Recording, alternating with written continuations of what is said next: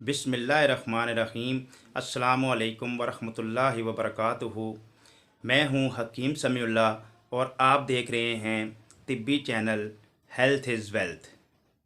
ख़वातीनो हज़रात, जैसा कि आपके इल्म में है कि मैंने अपनी पिछली वीडियो में आपको यूरन देखने की शराइत के मुताल्लिक़ मुकम्मल मालूमात फ़राहम की थी कि कैसे हम सुबह का यूरन देखकर अपने मिजाज की तशख़ीस कर सकते हैं और फिर उसके मुताबिक हमने कौन कौन सी ग़िज़ाएँ खानी होती हैं, जिस वजह से एक सेहतमंद इंसान अपनी सेहत को बरकरार रख सकता है और एक बीमार इंसान अपने मिजाज की तशख़ीस करके अपने मिजाज को अपने सेहत वाले मिजाज पे वापस लेके आ सकता है।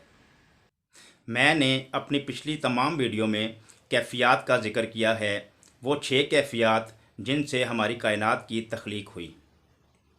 इस वीडियो में भी मैं उन 6 कैफ़ियत का ज़िक्र लाजमी करना चाहूँगा ताकि जितने भी नए दोस्त अहबाब ये वीडियो देख रहे हैं उनके इल्म में ये बात आ जाए कि 6 कैफ़ियत कौन सी हैं।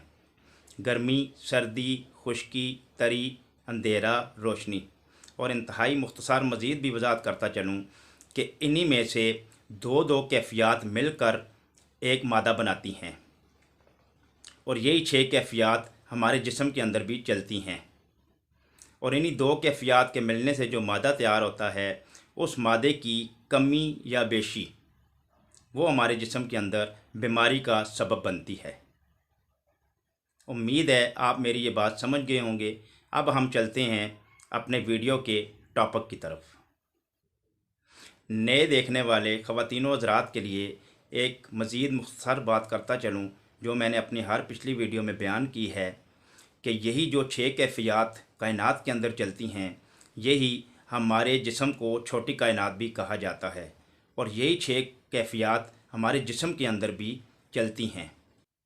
याद रखें, ये जो 6 कैफ़ियत कायनात के अंदर चलती हैं, जैसे कायनात के अंदर ये 6 कैफ़ियत दो दो आपस में इकट्ठी नहीं हो सकती, इसी तरह हमारे जिस्म के अंदर भी ये 6 कैफ़ियत जो दो दो मिलकर मादा बनाती हैं वो कभी भी इकट्ठी नहीं होंगी।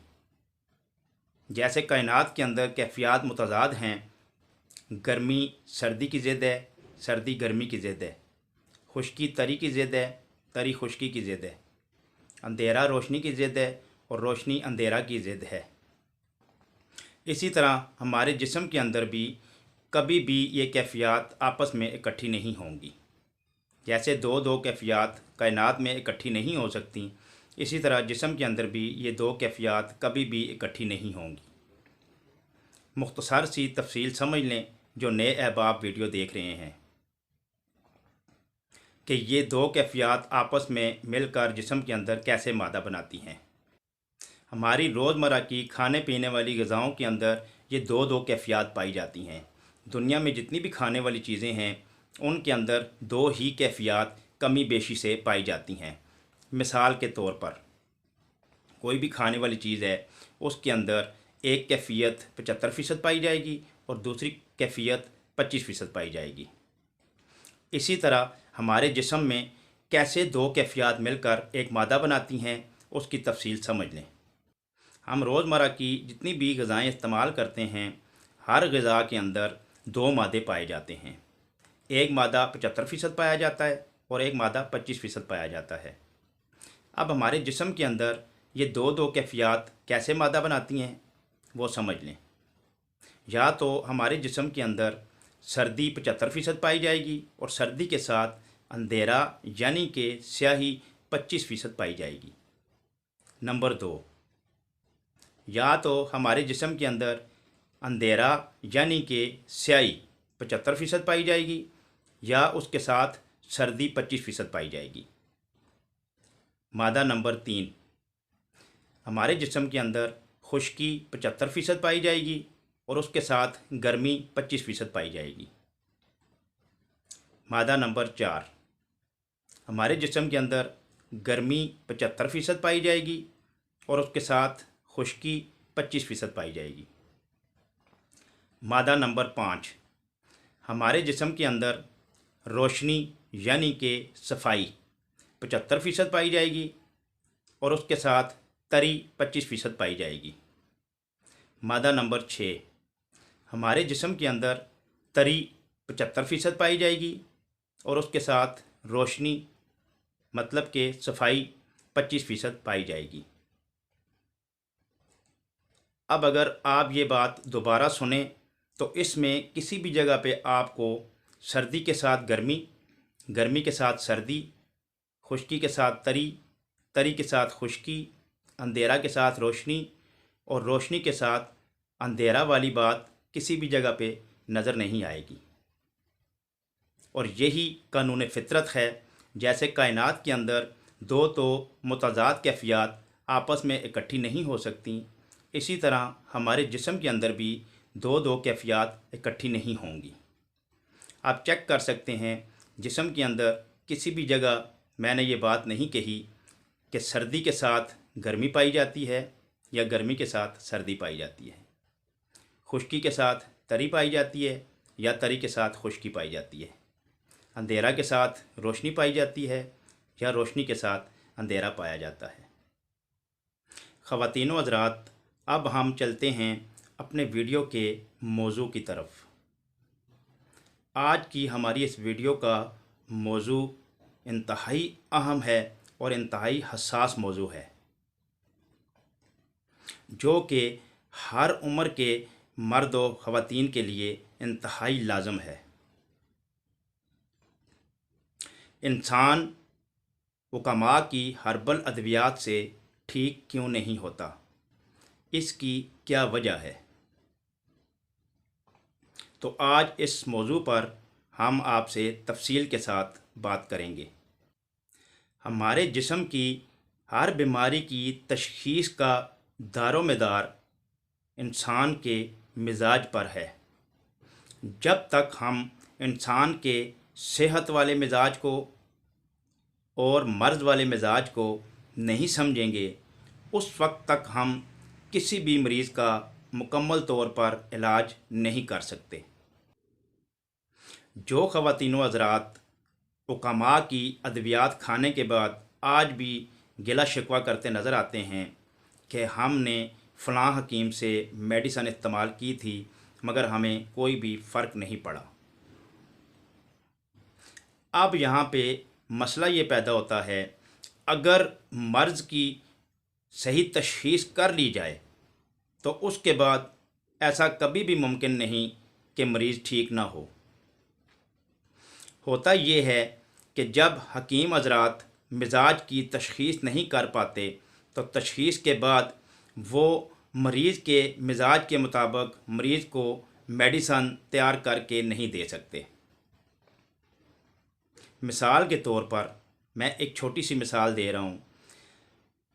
मरीज़ का अगर शराइत के मुताबिक यूरन यानी कि पेशाब चेक कर लिया जाए और मुकम्मल तौर पर 6 कैफियत में से 2 कैफियत की पेशाब के अंदर तशख़ीस कर ली जाए तो ऐसा मुमकिन नहीं कि मरीज़ को मेडिसन अच्छे तरीके से ना मिल सके। अब होता ये है कि मरीज़ का जो मिजाज होता है उसके अंदर 75% सर्दी पाई जाती है और साथ उसके 25% अंधेरा यानी कि स्याही का अंसर पाया जाता है। मिसाल के तौर पर एक ये मरीज़ है जिसके अंदर 75% सर्दी पाई जाती है और साथ 25% अंधेरा यानी कि स्याही का अंसर पाया जा रहा है। मतलब कि इन 2 कैफियत से मिलकर अब मरीज़ के जिस्म में एक मादा बढ़ रहा है, बढ़ने के साथ साथ रुक रहा है। अब होता ये है कि जो दोस्त बाप ख़ुद अपना इलाज कर रहे होते हैं या किसी हकीम से इलाज करवा रहे होते हैं तो वो अपने सही मिजाज के मुताबिक अग़ज़िया, अद्वियात, कावाजात, मशरूबात इस्तेमाल नहीं कर पाते, जिस वजह से वो सेहत की तरफ वापस नहीं आ सकते। अब इस मरीज़ का मिजाज 75% सर्दी और साथ 25% अंधेरा यानी कि स्याही वाला मिजाज है। तो उसको हुक्मा हज़रात 75% स्याही या 25% सर्दी या 75% खुश्की, साथ 25% गर्मी, या 75% रोशनी, साथ 25% तरी,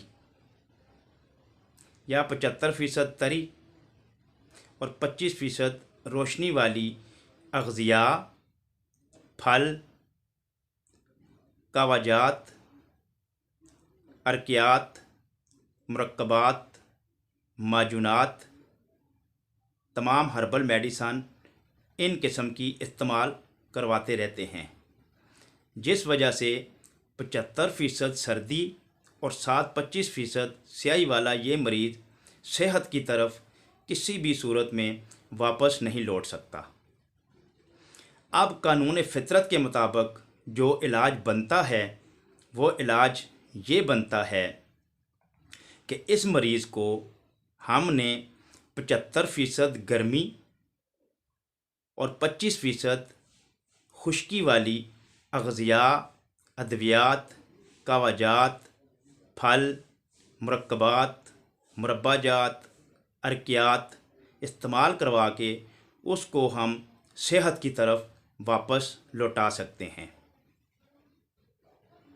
और यही कानून इलाज है और यही कानून फितरत है जो मेरे रब की तख्लीक है।